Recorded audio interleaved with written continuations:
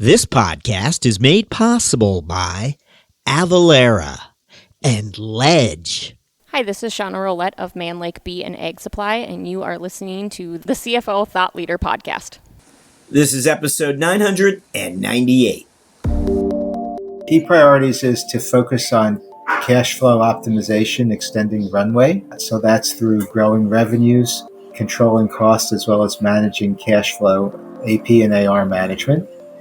Second would be looking at forecasting accuracy. We've been very good, but as we offer new products, we'll have to learn more about what the proper assumptions are to get rigorous revenue forecasting around that. So far, we've been very accurate, within 3%. And third would be on automation, optimization of people and processes. So that could be looking at new systems as well as implementing AI. Just thinking about how to continue to not have so many manual processes.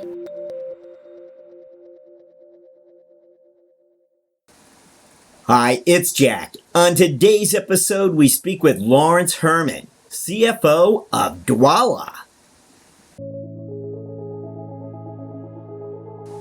Lawrence Herman's path to becoming a CFO unfolded through a series of experiences that changed his understanding of the finance world, beginning with his initial role at Goldman Sachs.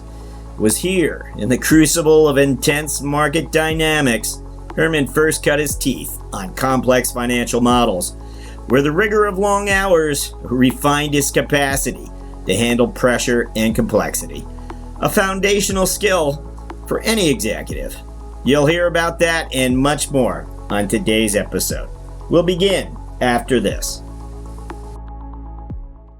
This episode is presented by Avalara. That's the sound of not worrying about sales tax compliance. Because when you automate it with Avalara, you don't have to worry about collecting sales tax or tracking who and what is tax exempt.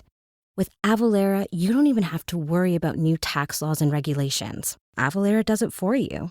If your business sells internationally, Avalara has you covered with cross-border tax compliance solutions. And when it comes time to file tax returns, Avalara automatically takes care of that too, giving you one less thing to worry about. Avalara has managed billions of sales for small, mid-size, and enterprise businesses, and seamlessly works with your current sales, e-commerce, and accounting platforms. Take the worry out of tax compliance with Avalara. Learn more at avalara.com. That's AVALARA.com.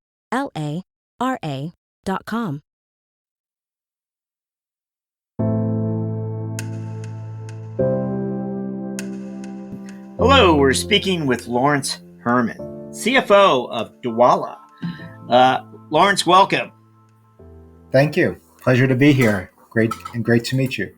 Take us back in time, if you will, and share with us some of those experiences that you feel prepared you to become a finance leader. What comes to mind? So there are three key experiences that have helped me develop and round out my executive leadership. First, my job out of school at Goldman Sachs, I was in their analyst program and actually their asset management division.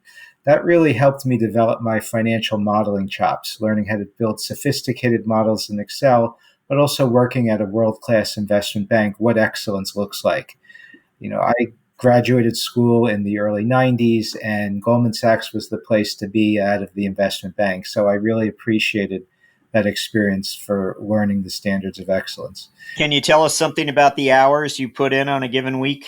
They were very long hours. Goldman had very high expectations, and people were not talking about work-life balance back then. It was much more about proving yourself through how hard and diligent you could be in the office and be seen, as well as producing value through the work you do. So it was very long hours. When you do move on, what are you looking for? So I was looking to round out my skill set, and I wanted to learn M&A, and one of the associates I was working with at Goldman moved to another bank, and he asked me if I would like to join, and he tapped me on the shoulder, and I met with them, and it happened very quickly, and I was in then Prudential Securities, which doesn't exist anymore. It was actually in the same building, so it was quite an easy move. And I learned about buy side and sell side deals, what it's like to pitch companies, think strategically, who a company should buy or who they might want to sell to, as well as doing the numbers behind that. And a lot of that was manual back in that time. You had to actually pull the 10Ks and Qs and do all the analytics by hand. Right now, it's all automated. You can just download it in probably a minute. I'm curious, when you first got an eyeful of the C-suite, and again, for those in banking, they get to see it earlier. And by that, I'm meaning you're asking questions directly to CFOs or CEOs. Looking back at it, that actually was an excellent experience to gain that purview into the C-suite and executive management and how decisions are made, because you're in the room while you're the junior person. You're taking notes so that you can formulate the pitch decks and also develop numbers that will help convince a management team to do business with your bank.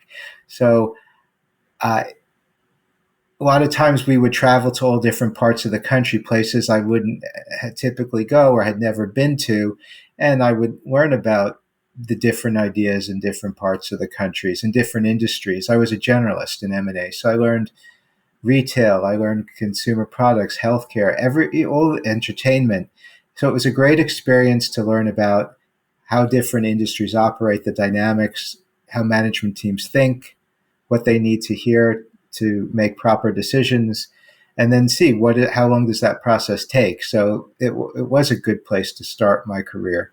That was from a numerical standpoint. Now you were asking other experiences that I'm grateful for to help develop my skill set as an executive. Second was my consulting experience at EY. That was a little later in my career, and that helped me develop the softer skills of seeing project management and in banks how decisions are made, as well as leading many large teams and the logistics around that. So that was all about PowerPoint presentations, the opposite, no Excel models. So I was grateful for that. That was the other side of the brain. If the first was the right analytical, this is the left creative side. So grateful for that.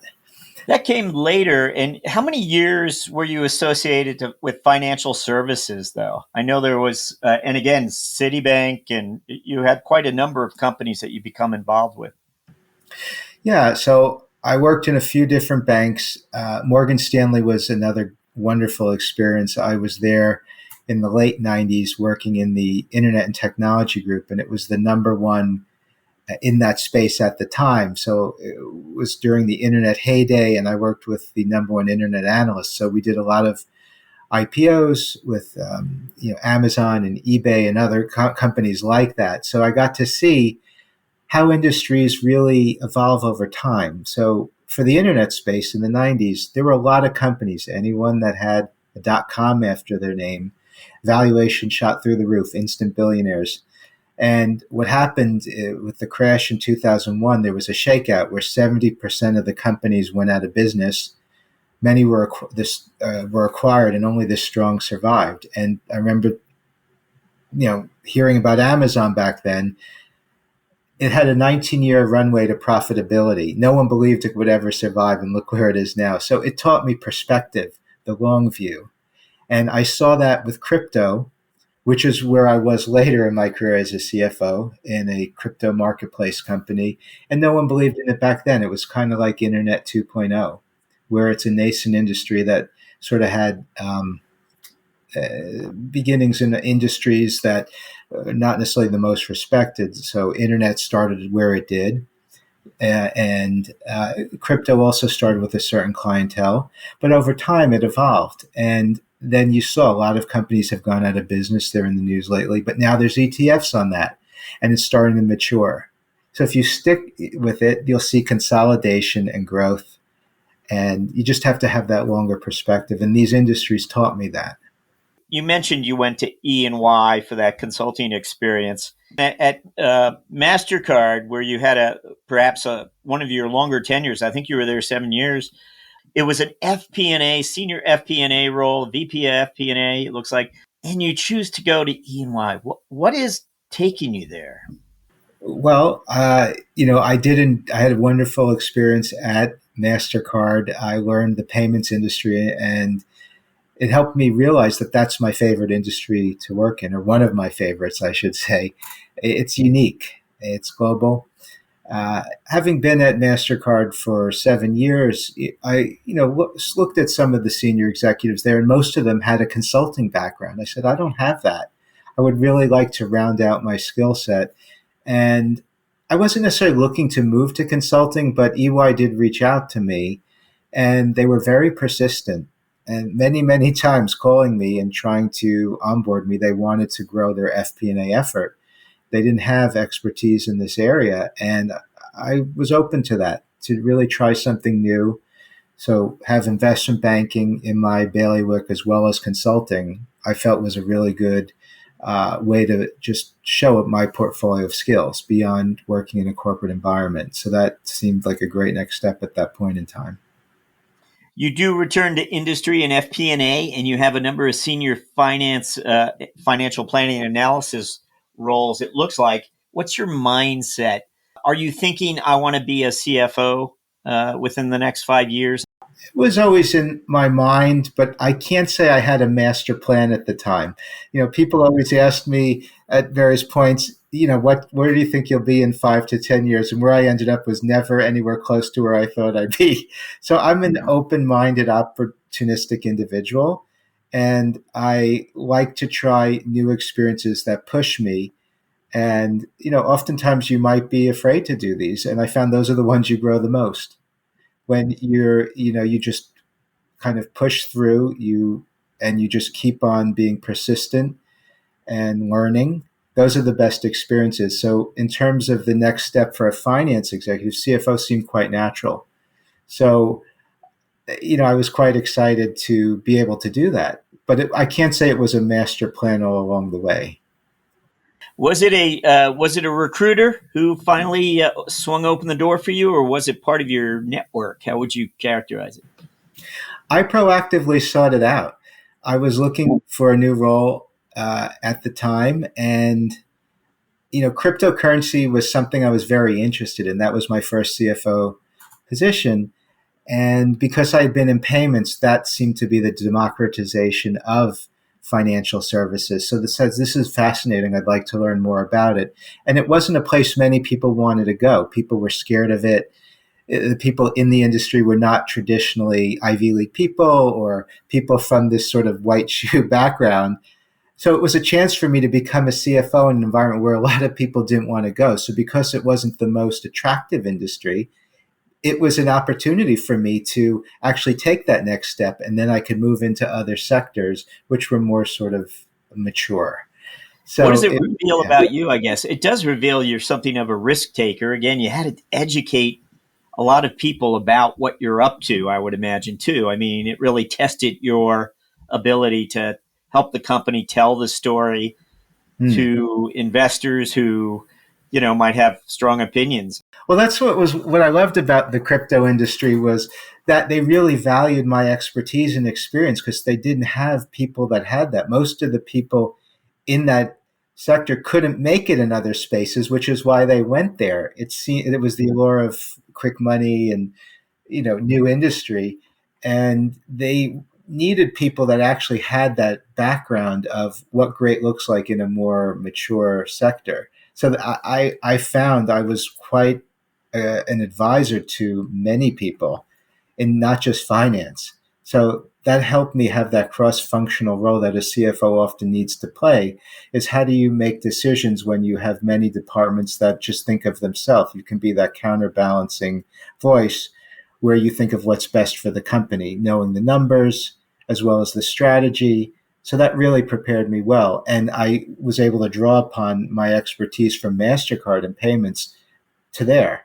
Because one of my roles at MasterCard was in emerging payments in the third world, and that's where cryptocurrency thrives and where there's not financial inclusion, particularly in Africa and Latin America. Those are the countries, not the US and advanced, where here it's seen more as a novelty or an investment for 2% of your portfolio. There it's the primary mode of commerce. These countries have high inflation, and cryptocurrency is more stable. Bitcoin is more stable than the local currency, particularly in Africa and some of these Latin American countries, Central American countries. Huh, very interesting. We might have a few more career related questions for you a bit later, but right now, let's find out about Dwolla. What is Yes. this company about? What are its offerings? So Dwolla is an A to A, which is an account to account payments company. And we provide solutions to our clients to help facilitate cheaper and faster payments. So traditionally, companies might use banks to transfer funds. What Dwolla does is provide faster than banks, so we can do same day ACH or real time payments. But it's also cheaper than credit card companies.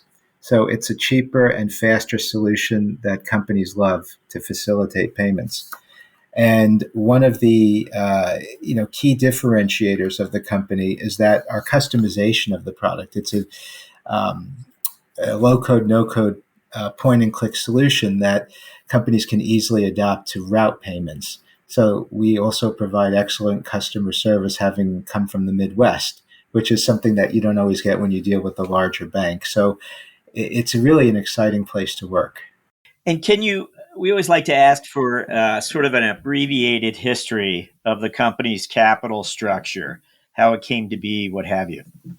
In terms of the capital, it's had several raises prior to my joining.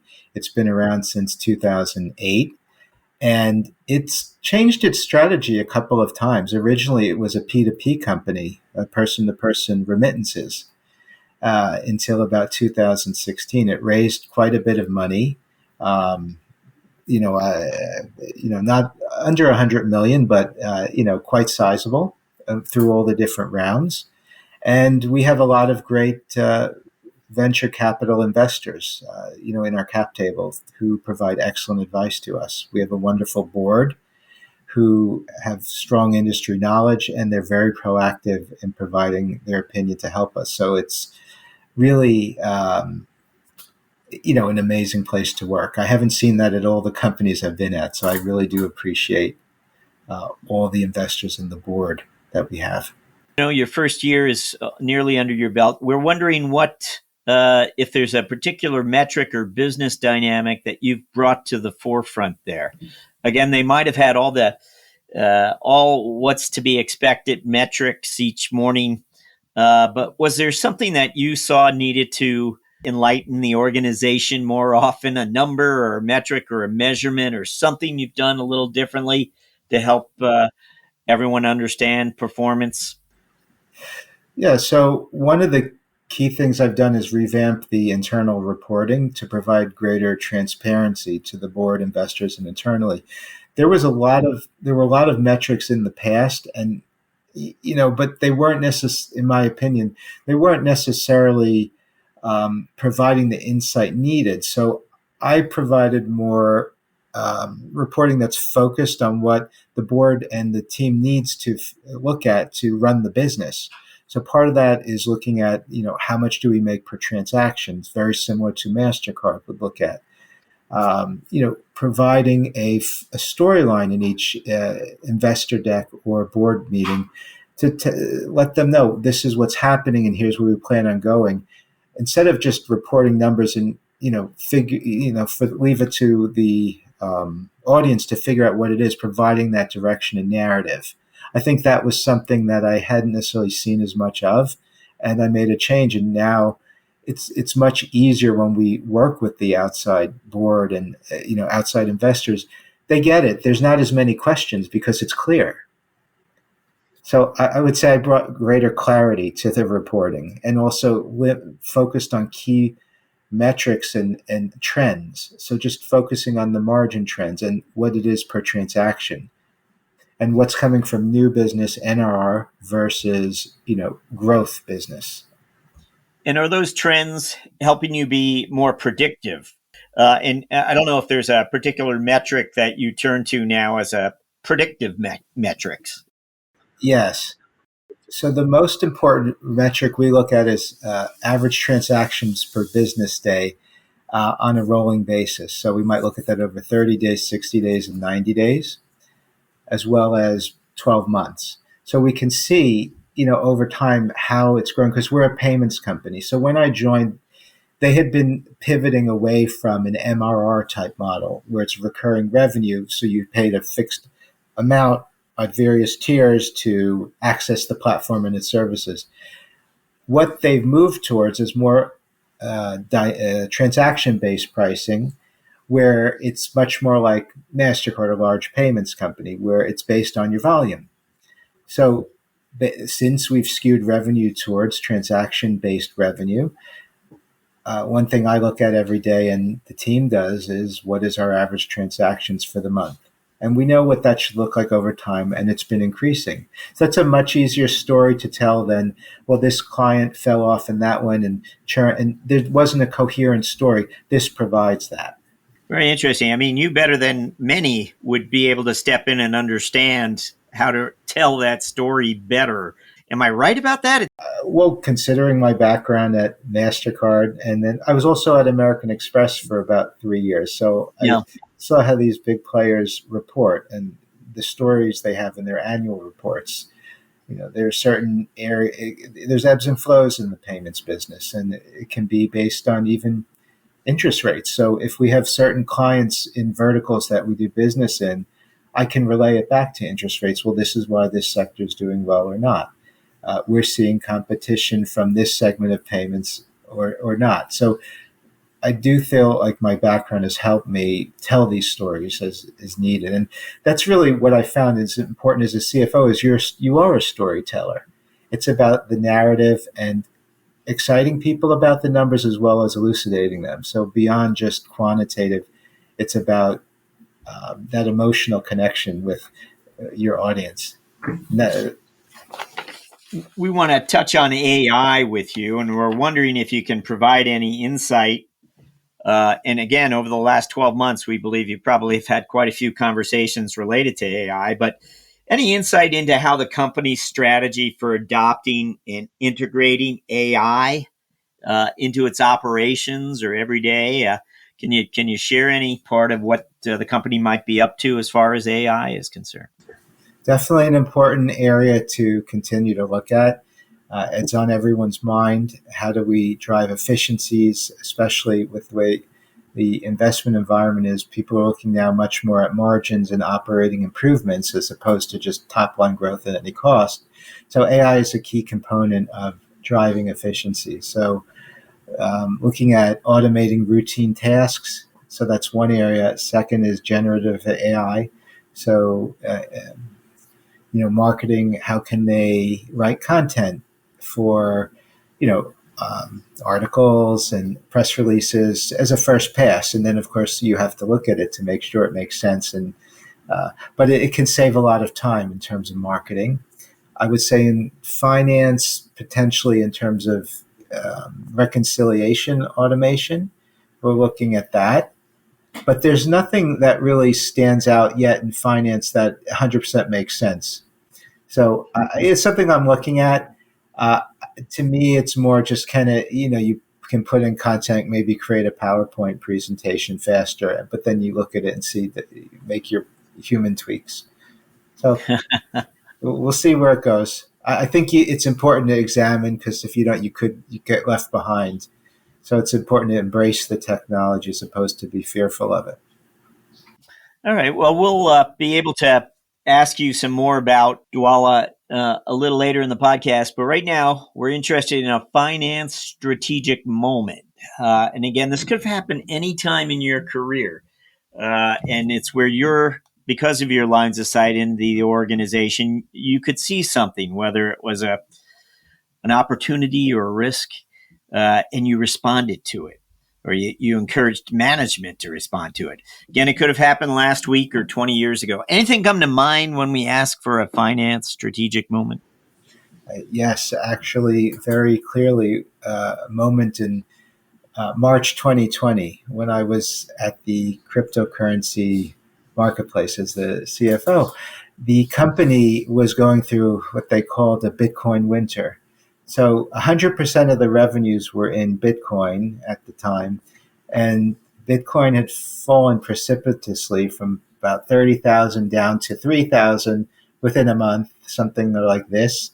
And all the reserves were in the crypto wallets. That was their bank account. Went from tens of millions down to like 5 million, based on, now the company was profitable, but since all the bills were in dollars, that created a crisis.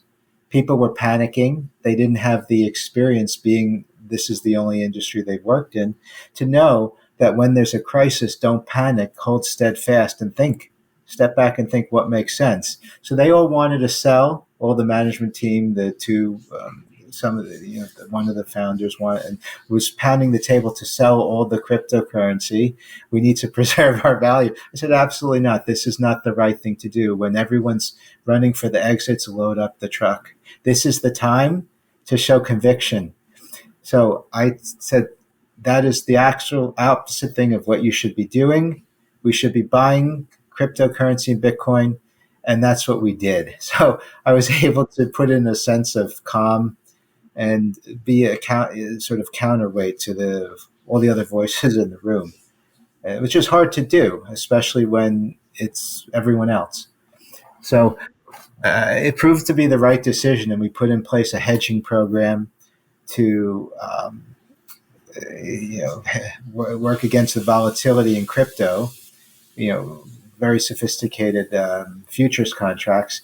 But it was a great learning, because it showed me once again, when there's a crisis, now's the time to invest. And we saw that in all the stocks in the pandemic. If you bought the market back then, you would have doubled your money within 8 months.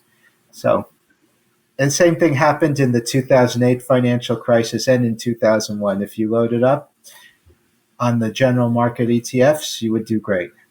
And same thing with cryptos. They're now at 70,000 from 3 back then, to Bitcoin from 3. So don't panic.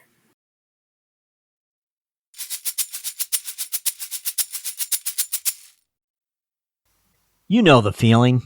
A report deadline is looming, and your team is buried in spreadsheets with tasks like bank and payment processor reconciliations, journal entry prep, and cash flow reporting.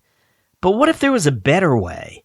Ledge automates the tedious work that slows your team down, like high-volume transaction matching, journal entry creation, and even cash flow forecasting.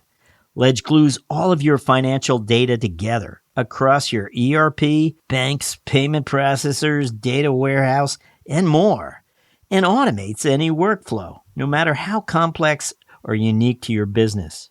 Get real-time cash flow visibility and make cash reporting and forecasting effortless while increasing controls and accuracy. And Ledge requires no IT or R&D resources. Ledge plugs right into your existing stack, so you can get set up in just a few hours. Imagine a world where your team can close the books faster with fewer resources. Imagine audit-ready data all year round. With Ledge, you can finally stop scaling headcount just to keep up with growth. Visit ledge.co. That's ledge.co to learn more about how you can automate your finance operations without the heavy lift.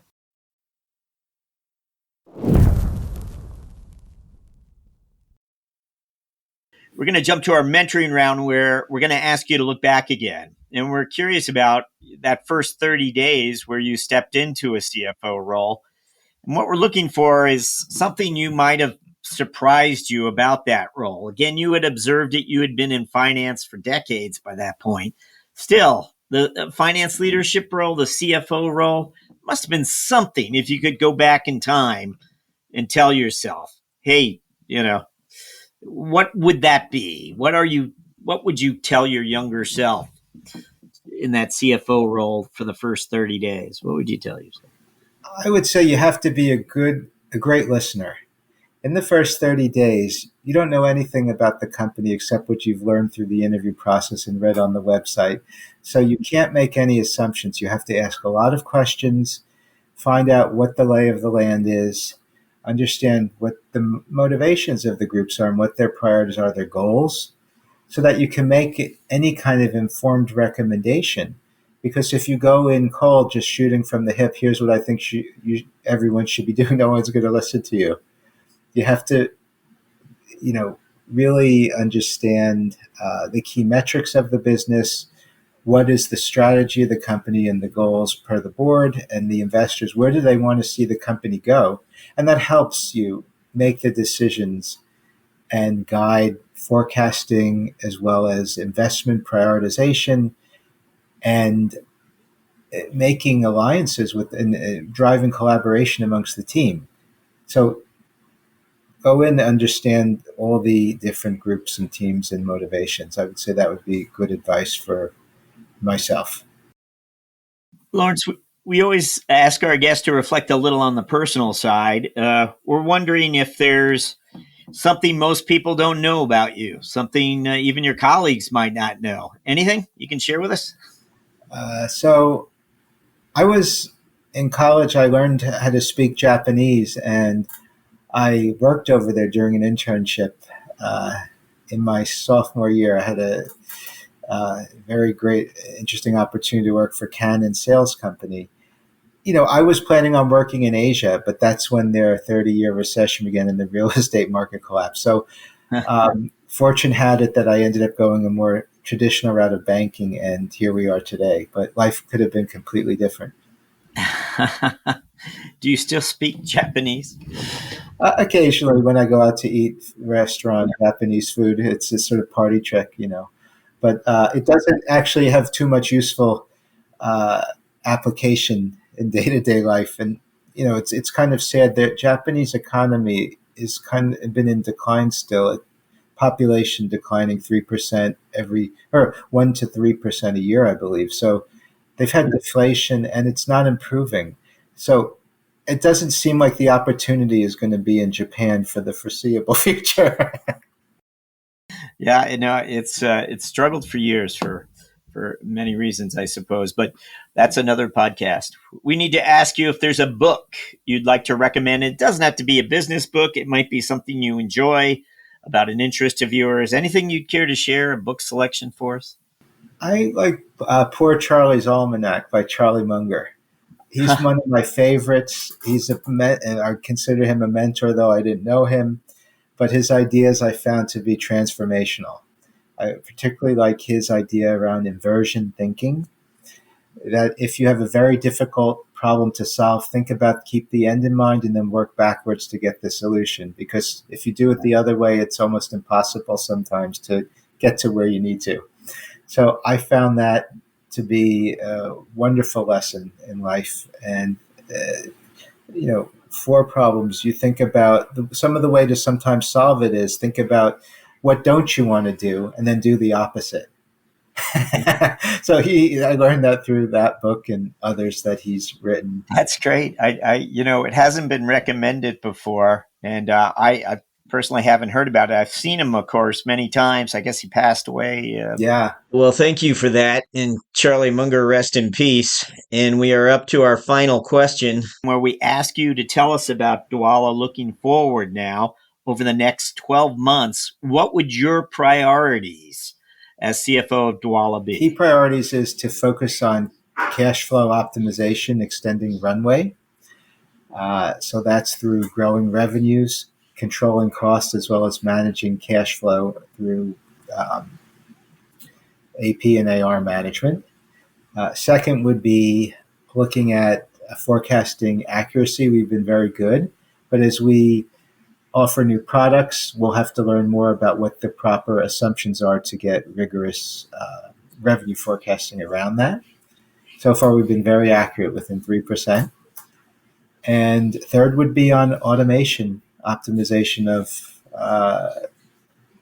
people and processes. So that could be looking at new systems as well as implementing AI, and just thinking about how to continue to not have so many manual processes. Lawrence Herman, thank you for joining us on CFO Thought Leader.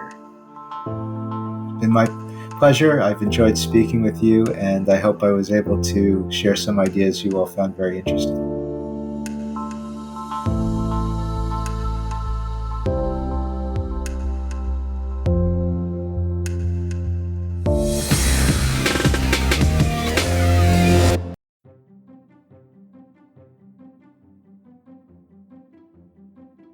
Hello, Thought Leader listeners. We hope 2024 is treating you well. If you haven't already, we hope you'll pay a visit to CFOThoughtLeader.com and go ahead and subscribe to our Mentoring Round newsletter, where we highlight the career lessons and moments of strategic insight shared by our recent CFO guests. Also, LinkedIn users, please go ahead and follow our CFO Thought Leader company page, and you'll be certain not to miss a single Thought Leader video debut. CFO Thought Leader, the #1 thought leadership platform exclusively for and by CFOs. As always, thank you for listening.